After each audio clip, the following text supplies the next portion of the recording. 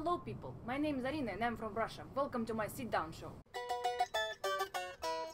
Got myself some of those USA legal rights for my birthday. Now I can ride a scooter or go to dentist. Rights in Russian sounds like prava, which also means driving license. You know who drives scooters? People who don't have cars. But you know who can't drive scooters? People who don't have driver's licenses. Haha, what losers. But how to pass a driving test in Russia? I failed 3 times and then I gave up. To start off, there's an insane amount of paperwork. You need to prove you took driving classes. You can see well. You don't have TB. You have to take lungs x-ray. You have to prove you're not insane and that you're not on drugs. And all of that you have to get in different places with lines as long as Putin's dick. And then you go to DDS with all this stack of documents and they say, oh yay, come take a test, we just have an opening in half a year. By that time, half of your paperwork expires. And by that time, you realize you're already slightly insane and on drugs. And all that is even though I'm a citizen. Here I just went outside twice, for a theory test and a road test. And I already had all my immigration documents with me, so I didn't have to go through any troubles even though I'm not a resident. Okay, so suppose you're sober and you made it to the test. First you have to pass a theory test. There are 20 questions and 2 possibilities for mistakes. Each time you give a wrong answer, you receive a small electric shock, an additional 5 questions. Meanwhile, 2 police officers stand right here and don't put any pressure on you. If you successfully pass it, then you can go to a field test, which is driving on a field with obstacles, such as zigzags, 3-point turns, pools full of bears, parallel parking, and backing in the garage. First time I backed in the garage, the officer told me, you failed. Why? Imagine if there was a wall, you would have hit it. But there is no wall, and I didn't hit those road cones you put to represent a wall. Better luck next time.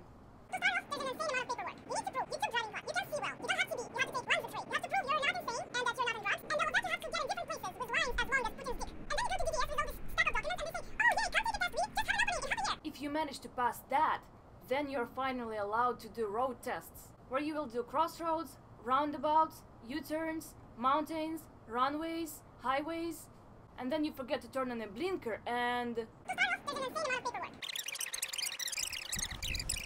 Anyways, I've never gotten a driver's license in Russia. But now I know I can buy one for 500 bucks in my native city, Samara.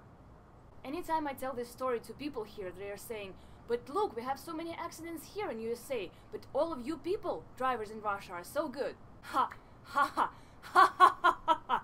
No, it's not because of that, you silly. That is all thanks to special Russian cars. You know, when there is a non-imaginary possibility of half of your car detaching right in the middle of a highway, you might have to be a more skillful driver to handle that.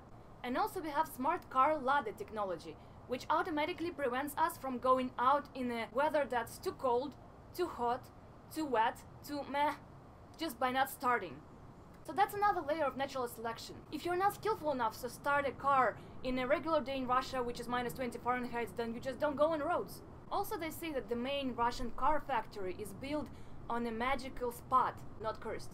Magical. We tried changing machines, designers, engineers, technology, material, wallpaper, and we always get a ladder as an output. Which is great, because when you buy a ladder, you also get a puzzle, which you'll have to reassemble piece by piece every year. Which is great, because it provides population employment and quality family time opportunities in the garage. Okay, but how did I get a driver's license eventually? I got it here in USA. I ordered an instructor from a driving school. He gave me a 40-minute self-confidence pitch, when the only thing he had to say was, come on, the test is easy AF. Because after that, he showed me the exact same route on which they took me on an exam. Spoiler alert! How about all the regular stuff with good old guessing? When to turn left, you actually have to turn right at first and go around. When it turns out that the tunnel is one way and it's not your way. Anyways, the route consisted exactly of 4 stop signs and not a single traffic light. So to pass this test, you literally had to know 2 rules and a parallel park. When I received my driver's license, there was a short medical poll. Among other questions, there was a question, do you wish to have an organ donor written on your driver's license? What? I've just gotten my driver's license, I'm still scared of driving.